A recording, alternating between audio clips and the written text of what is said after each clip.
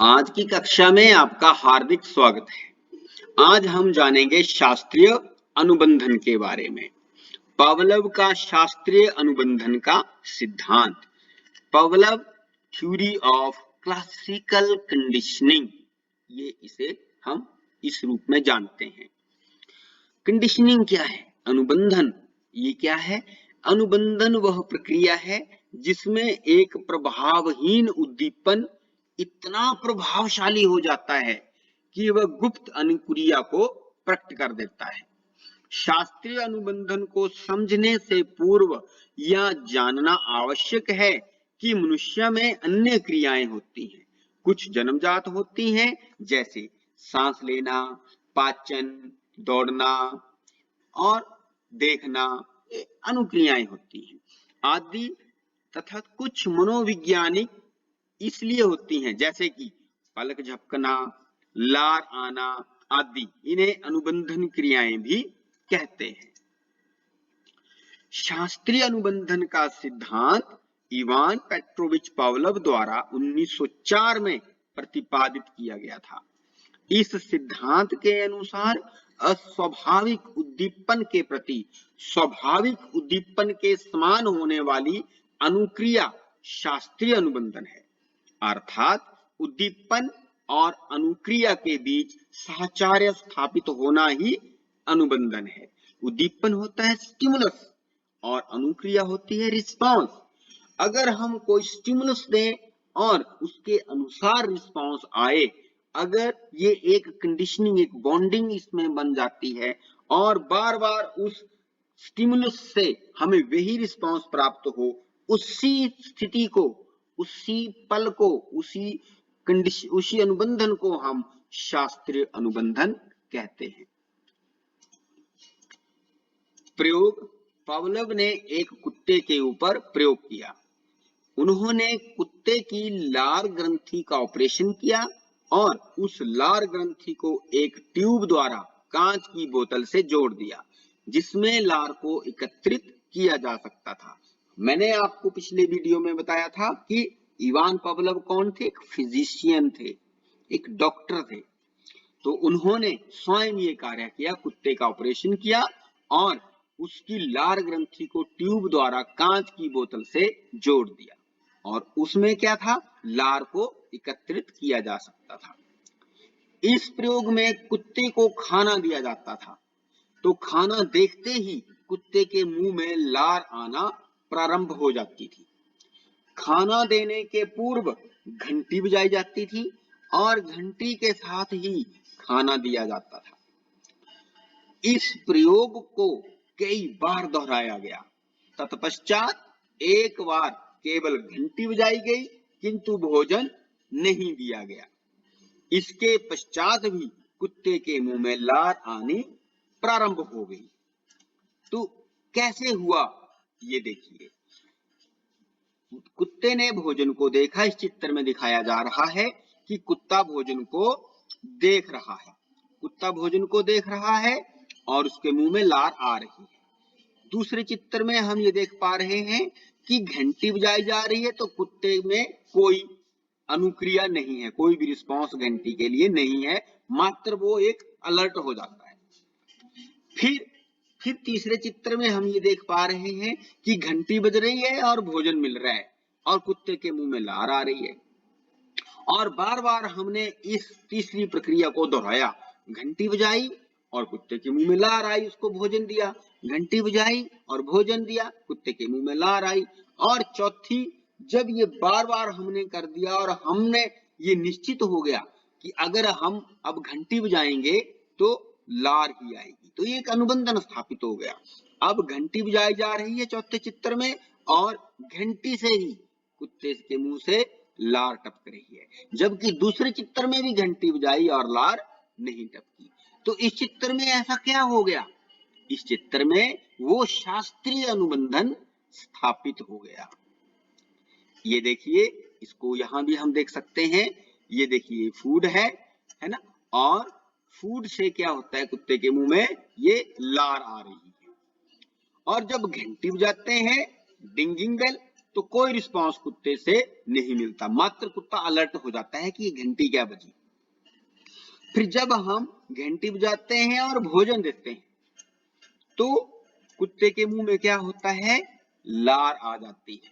तो ये जो भोजन है ये क्या है, अनकंडीशनड स्टिमुलस, ये अनकंडीशनड स्टिमुलस है। और सलाइवा क्या है, अनकंडीशनड रिस्पांस, ये नेचुरल स्टिमुलस है और ये नेचुरल रिस्पांस है। इसको हम नेचुरल स्टिमुलस भी कहते हैं। तो ये नेचुरल स्टिमुलस देकर कुत्ते को नेचुरल रिस्पांस आता है। और ये क्या है, ये घंटी है और इसका कोई रिस्पांस नहीं आया। तो उसके बाद जब घंटी और भोजन दोनों दिए गए, ये भी क्या बन गया, अनकंडीशनड स्टिमुलस।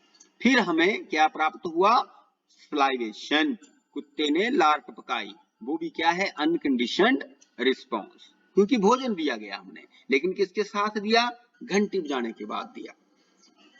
फिर जब बार बार ऐसा किया तो एक परिस्थिति ऐसी आ गई कि जब हमने घंटी बजाई, घंटी क्या है, कंडीशनड स्टिमुलस, और कुत्ते के मुंह में ये हमें अंदाजा नहीं था कि घंटी बजाने से ही लार टपक जाएगी, क्योंकि घंटी बजाने से यहाँ लार नहीं टपकी थी।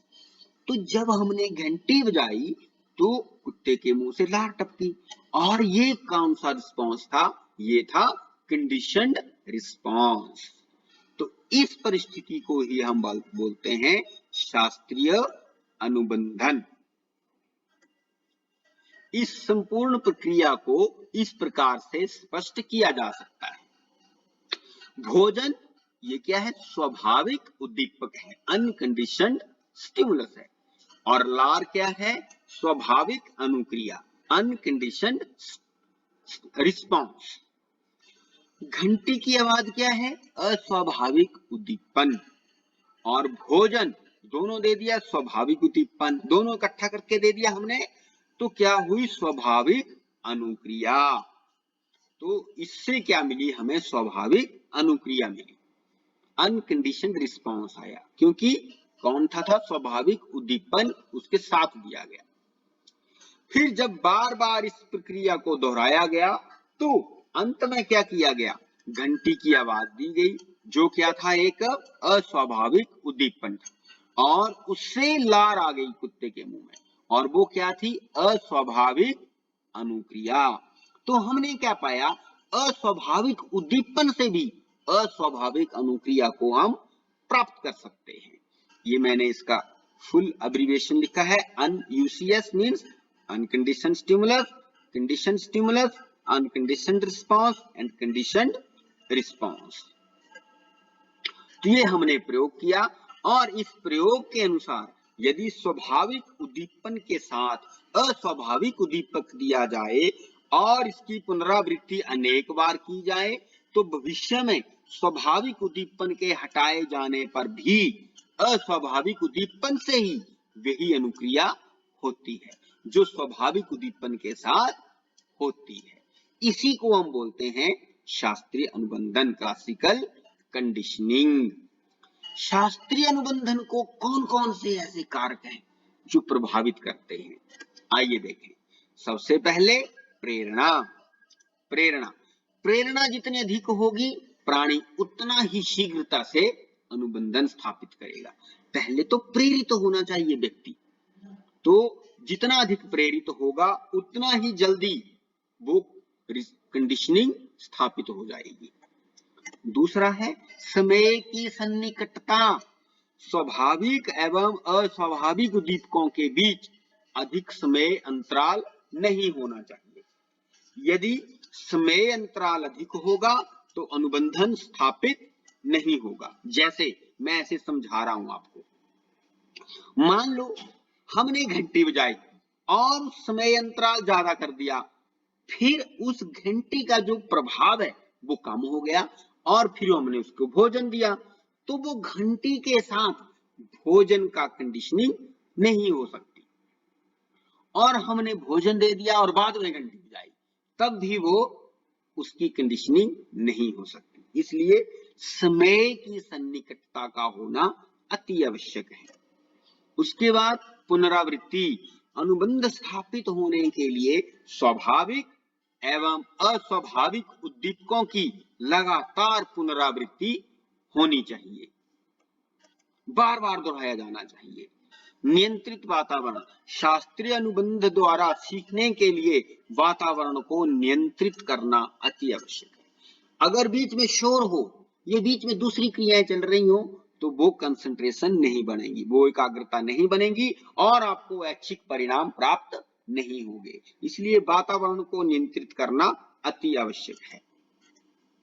शास्त्रीय अनुबंधन की विशेषताएं, फीचर्स ऑफ क्लासिकल कंडीशनिंग। अनुबंध सिद्धांत संबद्ध सहज क्रिया पर आधारित है। छोटे बच्चे प्रायः इसी रूप में सीखते हैं। यह सिद्धांत इस बात पर बल देता है कि यदि स्वाभाविक उद्दीपक के साथ अनुबंधित उद्दीपक का प्रयोग किया जाए तो स्वाभाविक अनुक्रिया में वृद्धि होती है। यह सिद्धांत अनुबंध और पुनर्बलन पर बल देता है। पुनर्बलन से सीखने की गति बढ़ती है और अनुबंधन से सीखना स्थायी हो जाता है। ये इस सिद्धांत के अनुसार सीखने के लिए अनुबंधित उद्दीपक और अनुबंधित अनुक्रिया दोनों में संबंध होना आवश्यक है। शास्त्रीय अनुबंधन की प्रविधि द्वारा बच्चों की बुरी आदतों के स्थान पर अच्छी आदतें प्रतिस्थापित की जा सकती हैं। कैसे? जैसे अगर बच्चा होमवर्क करके नहीं लाता तो आपने उसको मोटिवेट किया, सबसे पहले थी प्रेरणा। आप बोलेंगे कि कल आप काम करके लाओगे तो मैं आपको स्टार दूंगा।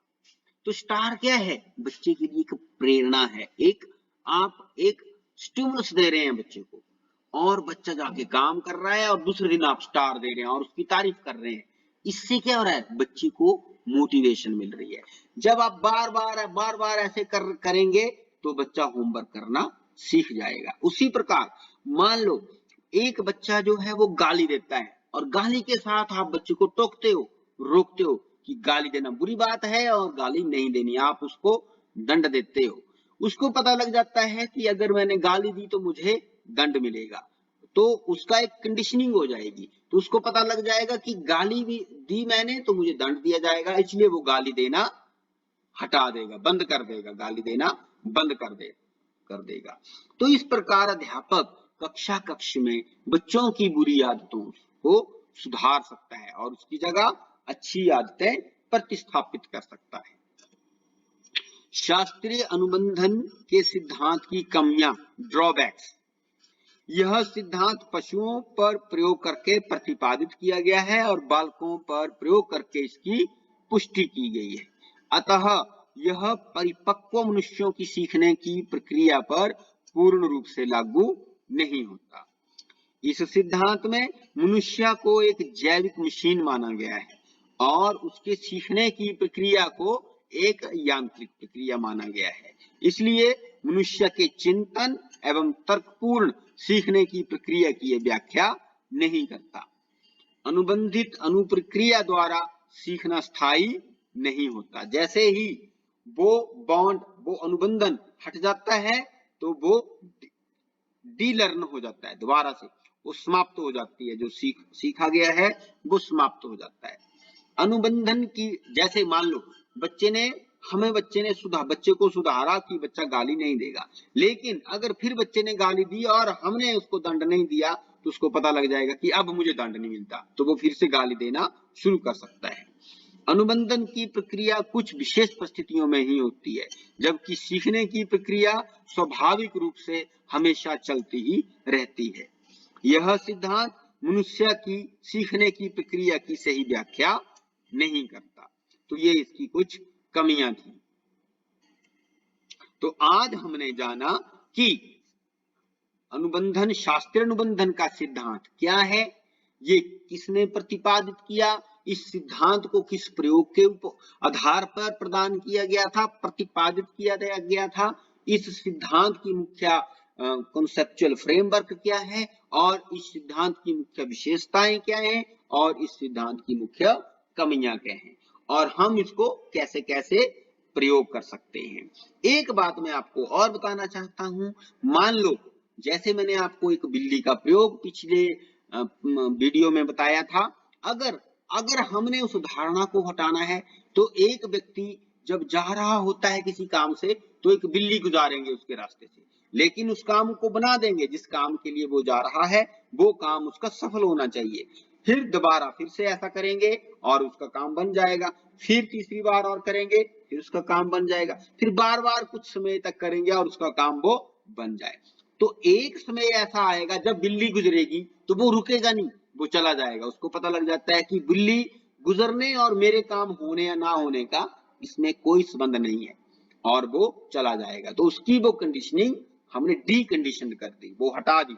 इसी प्रकार हम इसको टीचिंग लर्निंग प्रोसेस में अपने दैनिक नित्य व्यवहार में अच्छी अच्छी आदतों को सीखने, बुरी बुरी आदतों को हटाने में, बुरी आदतों के स्थान पर अच्छी आदतें प्रतिस्थापित करने में हम इस अनुबंधन का प्रयोग कर सकते हैं। धन्यवाद।